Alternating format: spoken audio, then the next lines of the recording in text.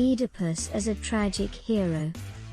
Oedipus, the main character of the drama, is a great king with ideal traits in his individual personality also, but he is tragic due to a tragic flaw in terms of his moral disposition. That mixture makes us have the tragic experience of catharsis at the end of the drama when all the good of Oedipus is wasted in his struggle against the bad. In his struggle against the evil of his life, written by his fate, he invites the very doom he has always struggled to escape from. The name of Oedipus, which means swell foot in Greek, comes from his swollen feet. Oedipus is that ill-fated tragic character whose parents had to throw him away on the third day of his birth, because it was told that he would kill his father and marry his mother. He is that tragic man who was unfortunately pitied by the shepherd who was supposed to throw him in the mountains of Kithairon. And instead of dying that fortunate little death, he was given to the shepherd of another king, Polybos.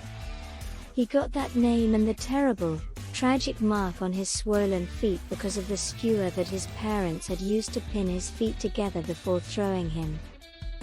And since he was destined to kill his father, he grew up in Corinth and ran away from there, on hearing the rumors of his evil fate, precisely to come to Thebes, kill his father and marry his mother, without knowing that he was running into the doom he thought he was escaping from. King Oedipus can be taken as a typical hero of classical tragedies. Aristotle, the first philosopher to theorize the art of drama, obviously studied Oedipus and based his observation about the qualities of a tragic hero upon the example of Oedipus. In Aristotle's conception, a tragic hero is a distinguished person occupying a high position, living in prosperous circumstances and falling into misfortune because of an error in judgment. Aristotle used the word hamartia to indicate the protagonist's tragic weakness. According to Aristotelian percepts about tragedy, a tragic hero would be a man of noticeable qualities of behavior, intelligent and powerful, but by no means perfect. The fall of a totally saint-like figure or a totally depraved rogue would violate the moral expectation, and the audience would think such fall design less chaotic and unjustifiable. Oedipus is neither a saint nor a rogue. Despite his qualities, he falls because of his mistakes.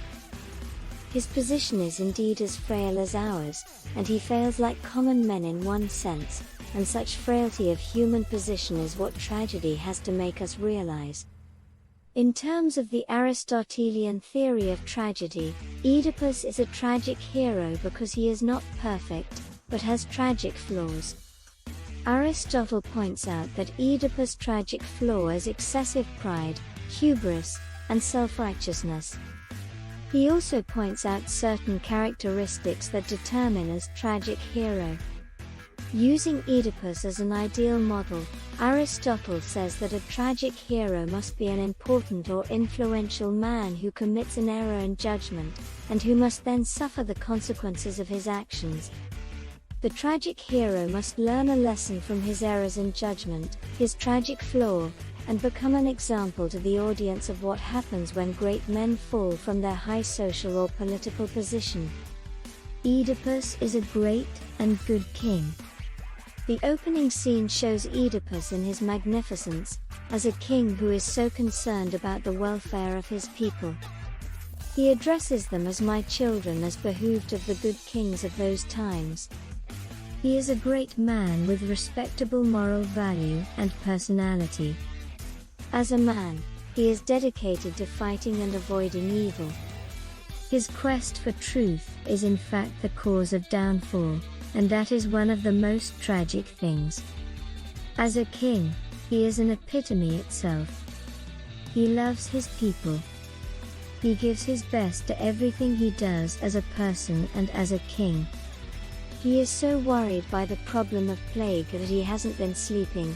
Indeed, he says that he is suffering for the whole city alone. He has been walking restlessly instead of properly sleeping. He says that he will not talk to people through messengers and will not send messengers to them, he comes to them himself. He is a king of excellence, command and esteem. The priest glorifies the king as a man surest in mortal ways and wisest in the ways of God. He is a man who has become the king as much through the intelligence as through his power. It is he who solved the Sphinx's riddle, and saved all citizens from the monster. He has always become the ultimate and almost the only rescue and hope at the time of misfortune. Oedipus is also a morally good personality, to a great extent. It is so good of him to try to avoid the unbearable fate that he hears of. We see that Oedipus is not only too confident in his own analysis and understanding of reality, he is also always afraid of doing wrong. He is adamant in his quest for the truth and the welfare of the people.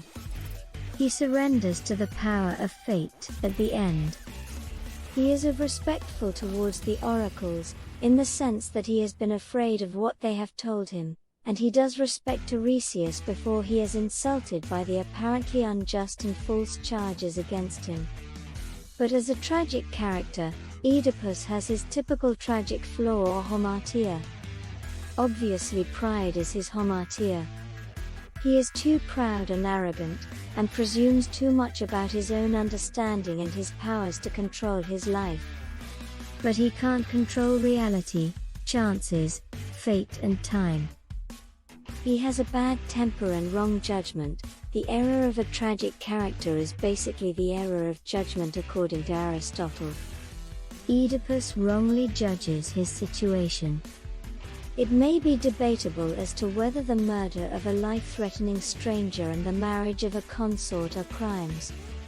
But, due to his presumption about his abilities, he has disobeyed the gods and his destiny. In his confidence upon what he knows and can do, he escapes from the professed evil fate. He kills a man old enough to be his father, and he marries a woman old enough to be his mother, without even doubting his wits. His defiance of his predestined fate would be, in the time of Sophocles, a great crime. At least, we can clearly understand that Sophocles seems to be rather conservatively suggesting that the modern men of his time were wrong in trying to put too much emphasis on human potentials and powers of understanding, action and shaping of their own lives.